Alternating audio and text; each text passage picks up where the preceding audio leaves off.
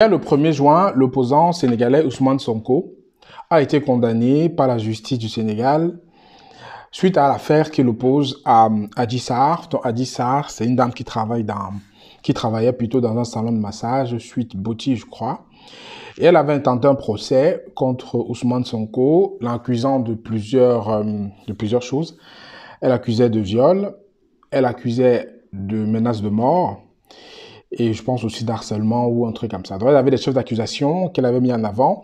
Et depuis environ 2 ans, ce procès, en fait, pourrit l'atmosphère politique au Sénégal. Donc, il y a le dénouement hier, justement, où Ousmane Sonko a été condamné de corruption de la jeunesse. Donc, il a été acquitté des faits de viol et de menaces de mort. Pourquoi est-ce qu'aujourd'hui, je me stream sur cette vidéo-là? Parce que ce qui se passe aujourd'hui au Sénégal doit nous interpeller tous. Ça doit nous interpeller tous à un point où on doit se poser la question exactement de quel avenir on veut pour l'Afrique. Alors, je fais la vidéo, je ne sais pas si vous regardez un peu sur Internet, il y a beaucoup de heurts à Dakar en ce moment. Il y a beaucoup de personnes qui sont dans la rue pour manifester en ce moment. Moi, j'ai des équipes au Sénégal qui travaillent et depuis, je crois, depuis environ une semaine, ils ne vont plus au bureau parce que c'est dangereux de sortir. Donc, je ne suis pas là aujourd'hui pour dire que c'est tel camp ou tel camp qui a raison, qui a tort, mais je veux qu'on se pose des questions exactement de ce qu'on veut pour notre futur, pour notre Afrique. Voilà une situation, en fait, qui est, on va dire, politique, qui paralyse complètement toute une ville comme Dakar, voire tout un pays. Le nombre de milliards qui ont été perdus par l'économie depuis des jours, on ne les compte pas. Les gens me diront que oui, on s'en fout de ça, mais c'est important de mettre ça sur la balance. Après, on va un peu prendre l'historique, l'histoire de Sonko et Macky Sall, en fait, pour faire simple. En fait, Sonko, c'est l'opposant aujourd'hui, d'après les sondages et d'après la jeunesse sénégalaise, qui a le plus de chances d'être le futur président aux élections présidentielles qui vont se faire en 2024. Il a le peuple qui est avec lui, il a des discours qui plaisent au peuple, il a des discours dans l'air du temps, c'est-à-dire les discours anti-colonialisme, les discours anti-français, pour dire clairement, les discours qui parlent de démocratie, qui parlent d'anti-corruption. Mais la question à se poser, c'est, est-ce que aujourd'hui, c'est pas dans le populisme, en fait? Moi, je me pose la question, mettez-moi ça en commentaire, tout en pensez. Est-ce que c'est pas du populisme? Ça, c'est le premier point. Le second point, il ne faut pas oublier que le Sénégal rentre dans une ère qui est assez cruciale pour le pays. Il y a le pétrole qui va commencer à être exploité en 2024. Le Sénégal est vraiment en train de se transformer en termes d'économie. Moi, j'étais au Sénégal et j'y vais encore de temps en temps. On voit comment l'économie se transforme. Après, l'argument que ceux qui sont contre, on va dire, le gouvernement, c'est que Macky Sall n'a rien fait pour le peuple. Macky Sall n'a rien fait pour les petites gens, entre guillemets, et qu'il y a beaucoup de corruption au Sénégal et qu'il y a beaucoup de liberté d'expression a été réduite. Bon, oui, ça les chiffres le montrent. Hein. Le Sénégal a reculé, en fait, a reculé au niveau du classement de la liberté d'expression dans le monde. Le Sénégal a reculé. Donc, il y a des faits qu'on ne peut pas discuter. Cependant, je veux qu'on se pose des questions réellement sans mettre l'émotion dedans, d'accord? Sans mettre l'émotion. Ne soyons pas émotionnels, soyons rationnels. La première des choses, en fait, qui font en sorte que les gens soient dehors, c'est qu'ils estiment que la justice n'avait pas condamné Ousmane Sonko par rapport à cette affaire de mœurs, en fait, une affaire de mœurs complètement. Hein. Mais moi, je vous pose la question en retour. Je dis soyons rationnels, hein, ne mettons pas d'émotion, parce que je vais dire, le but n'est pas de mettre le feu sur l'huile et tout ça, mais soyons complètement rationnels. Est-ce qu'aujourd'hui, dans tout pays qui se dit démocratique, tout citoyen a le droit de porter plainte à un autre citoyen s'il se sent abusé dans ses droits? On est bien d'accord. Après, maintenant, que l'autre citoyen soit manipulé, soit piloté, ça n'est pas le débat. Mais tout citoyen a le droit, s'il se sent menacé dans ses droits civiques, il peut porter plainte à la justice. C'est ce qui s'est passé, en fait, avec le précédent procès où Sonko a été condamné à 6 mois pour diffamation, voilà. Mais ça, c'est pas de ça qu'on va parler aujourd'hui. On parle de ce procès aujourd'hui qui met le feu aux poudres à Dakar. La dame qui travaille dans le salon de beauté, Adji Sarr, qu'elle soit manipulée ou pas, la question n'est pas là, je dis bien. Elle s'est sentie, là, elle a le droit de porter plainte contre un citoyen, tout citoyen. Et c'est ce qu'elle a fait. Et maintenant, la justice a le droit, par rapport au fait qu'ils ont, de pouvoir donner un jugement. C'est le rôle de la justice. Maintenant que la justice soit instrumentalisée, tout ça, moi je dis, c'est ce qui se dit, mais j'ai demandé à un copain sénégalais ce matin quels étaient les faits. Il n'a pas pu me donner les faits. Mais aujourd'hui, la justice l'a acquitté de viol et de menaces de mort parce qu'il n'y avait pas assez de preuves. Mais l'a condamné pour corruption de la jeunesse parce qu'il y a quand même eu des contacts, après personne n'est là pour confirmer ce qu'il y a eu, entre Ousmane Sonko et cette masseuse-là dans cette enceinte de massage. D'accord, donc, parce qu'il y allait, il a reconnu qu'il y allait tout le temps. Voilà, il y allait pendant un moment pour se faire soigner des problèmes de dos. Donc, ça veut dire qu'il y allait. Après, qu'est-ce qui s'est passé là-bas? Lui seul et la demoiselle peuvent le savoir. Mais ils l'ont condamné parce qu'il y a justement eu un contact entre lui et la dame. Ils ont appelé ça corruption de la jeunesse. Ça veut dire qu'il y a certainement eu peut-être des rapports intimes. Aujourd'hui, on n'en sait rien.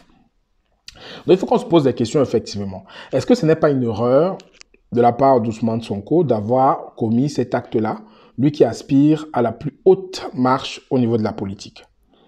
Est-ce qu'il n'aurait pas pu faire différemment? Comme je dis, mes questions que je pose, mettez-moi ça en commentaire. Et par ailleurs, aujourd'hui, on fait un procès d'intention au président actuel Macky Sall. D'accord? On dit qu'il veut briguer un troisième mandat, qu'il va se représenter.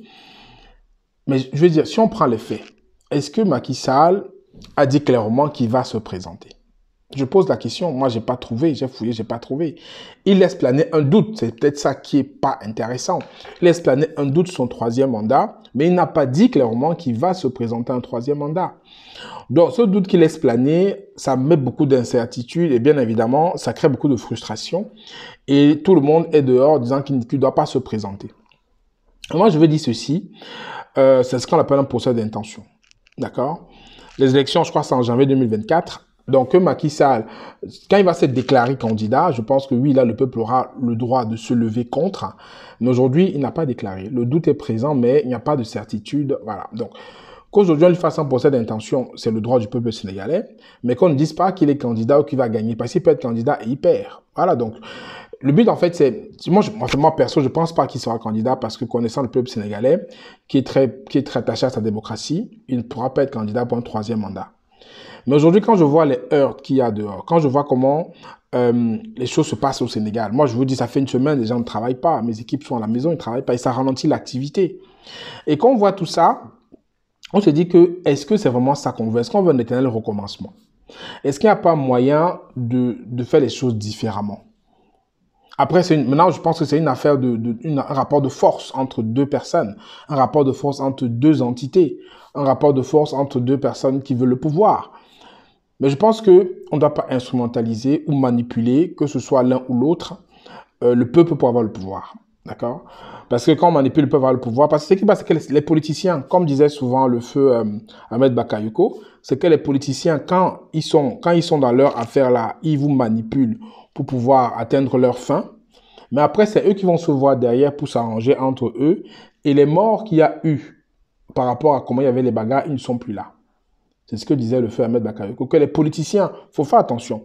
Et les politiciens vont utiliser la population pour pouvoir atteindre leur fin, que ce soit être candidat, gagner des élections, pour faire des combats politiques. Mais après, ces mêmes politiciens qui ont utilisé la population, que ce soit un camp comme dans l'autre, ils vont se retrouver derrière, ils vont s'arranger, mais ceux qui ont laissé leur vie, ceux qui sont morts, les parents qui ont perdu leur enfant, les commerçants qui ont perdu leur chiffre d'affaires à cause des heures, tout ça, on s'en fout maintenant. Moi, je pense qu'il faut faire très attention. Les affaires politiques, ce n'est pas toujours ce que l'on voit ou ce que l'on entend qui est la réalité. Aujourd'hui, avec les réseaux sociaux encore, ça s'est amplifié fois 2, fois 3, fois 4, fois 5. Donc, soyons attentifs, soyons rationnels, ne soyons pas dans l'émotionnel. Et chacun doit vraiment regarder cette situation avec un avis détaché. D'accord, un avis détaché. Moi, je pense personnellement que le fait que quelqu'un qui aspire à devenir le futur président du Sénégal soit mêlé à des affaires de mœurs aussi basses, je dirais, que celui du salon de beauté, c'est une faute. Moi, je le pense, c'est une faute.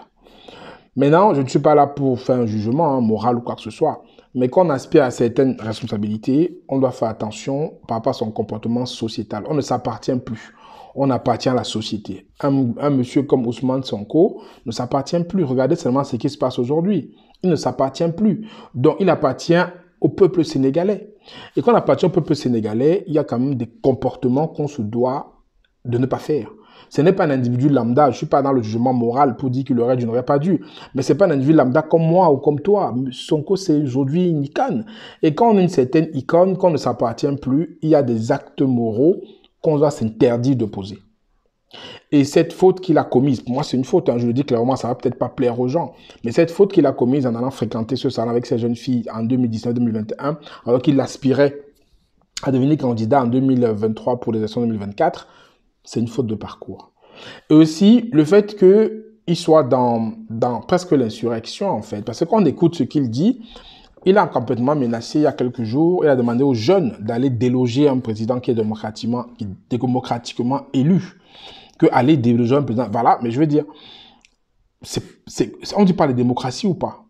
Je veux dire, même si on a quoi comme conflit, on ne peut pas inciter des jeunes ou des moins jeunes à aller déloger un président qui est démocratiquement élu et qui est encore dans son mandat. Le mandat du président actuel du Sénégal n'est pas arrivé à expiration. Son mandat, il est encore président en exercice. Donc, inciter des jeunes à aller déloger un président en exercice, moi, je pense que c'est antidémocratique. Et de deux, en fait, braquer le regard sur un troisième mandat qui est hypothétique aujourd'hui parce qu'il n'y a pas eu de confirmation, c'est encore de l'huile sur le feu.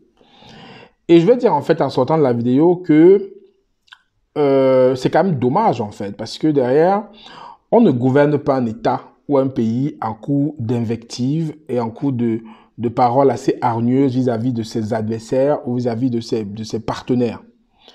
Pour moi, la politique, c'est autre chose. Et quand on aspire à gouverner un État que j'adore, comme le Sénégal, je pense qu'il faut quand même rester raison gardée. Et qu'on soit quelqu'un qui n'ait peut-être pas d'instruction ou qui n'ait pas un certain niveau et qu'on tombe dedans, dans cette